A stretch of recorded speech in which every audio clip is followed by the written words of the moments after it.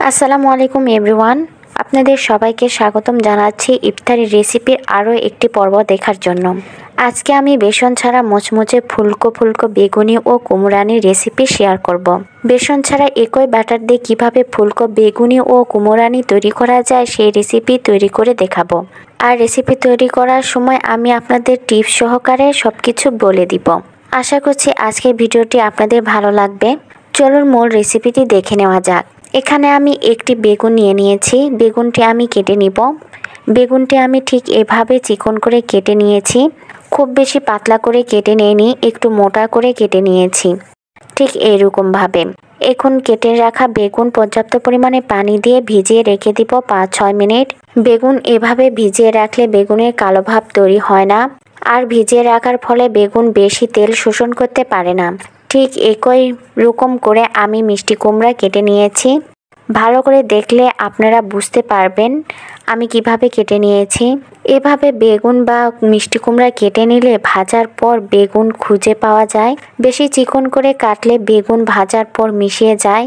মিষ্টি কুমড়া ভালো করে ধুয়ে পানি ঝরিয়ে নেব। এখন কুমড়া দিয়ে দিচ্ছি সামান্য মরিচ গুঁড়া আর লবণ। এতে মিষ্টি কুমড়া ভাজার পর খেতে ভালো লাগবে।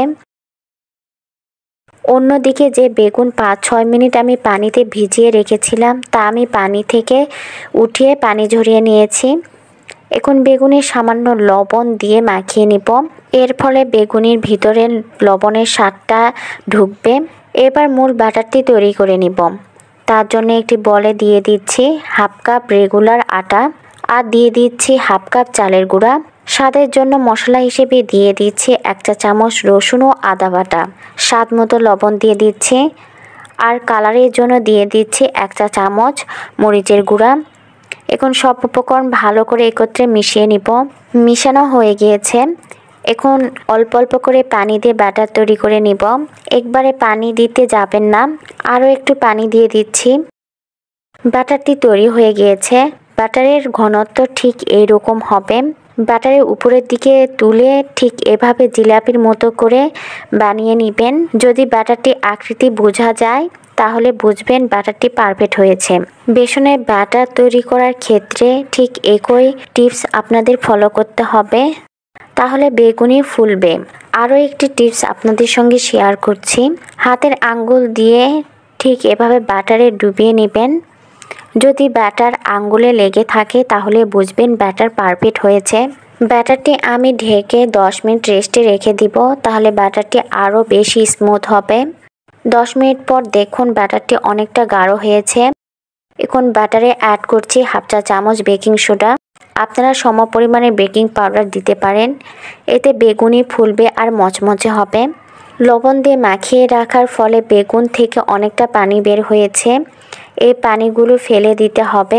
মিষ্টি কুমড়ার ক্ষেত্রে একই কাজটি আপনাকে করতে হবে। এবার একটি বেগুনের টুকরো নিয়ে ঠিক এইরকম করে ব্যাটারে ডুবো তেলে ভেজে নিতে হবে। মিষ্টি কুমড়াও ঠিক একইভাবে ব্যাটারে ডুবিয়ে ভেজে নিতে হবে। একটি কড়াইতে তেল গরম করতে দিয়েছি। তেল গরমের উপর বেগুনির ফুলাটা অনেকটা নির্ভর করে। আপনাদের সুবিধার্থে আবারও দেখাচ্ছি আমি কিভাবে বেগুন ব্যাটারে ডুবিয়ে নিচ্ছি বা মাখিয়ে নিচ্ছি। চুলার ফ্লেম মাঝারিতে রেখে এক এক করে বেগুনি ব্যাটারে চুবিয়ে তেলেতে ছেড়ে দিব। এই সময় অবশ্যই খেয়াল রাখতে হবে চুলার ফ্লেম প্রথম থেকে শেষ পর্যন্ত মাঝারি ফ্লেমে থাকে। বেগুনি তৈরি করার ক্ষেত্রে আরেকটি জিনিস খেয়াল করতে হবে, যে পাত্র বা কড়াইয়ে বেগুনি ভাজবেন সেই পাত্র যেন একটু নিচু হয় এবং ডুবো তেলে বেগুনি ভাজতে হবে। এতে ব্যাটার মাখানো বেগুন দেওয়ার সঙ্গে সঙ্গেই ফুলে উঠবে। বেগুনিগুলো উল্টিয়ে পাল্টিয়ে ভেজে নেব। বেগুনির দুই পাশে সোনালি কালার চলে এসেছে। এবার তেল থেকে উঠিয়ে নেব। ঠিক একইভাবে কুমড়ানি ভেজে নিব।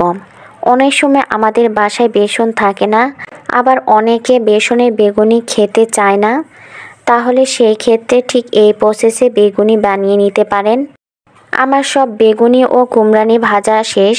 ব্যাটারটি আপনারা ইফতারি বানানোর 1 ঘন্টা আগে বানিয়ে রাখবেন, তাহলে দেখবেন ইফতারির একটু আগে খুব সহজে এই বেগুনি বানিয়ে নিতে পারবেন। আপনাদেরকে বেগুনি ও কুমড়ানি ভেঙে দেখাচ্ছি কতটা মোচমোচে আর ফুলকো হয়েছে। আশা করছি আজকের ভিডিওটি আপনাদের উপকারে আসবে। আপনারা সবাই ভালো থাকবেন, সুস্থ থাকবেন, আর অবশ্যই আমার চ্যানেলটি সাবস্ক্রাইব করে দিবেন। আল্লাহ হাফেজ।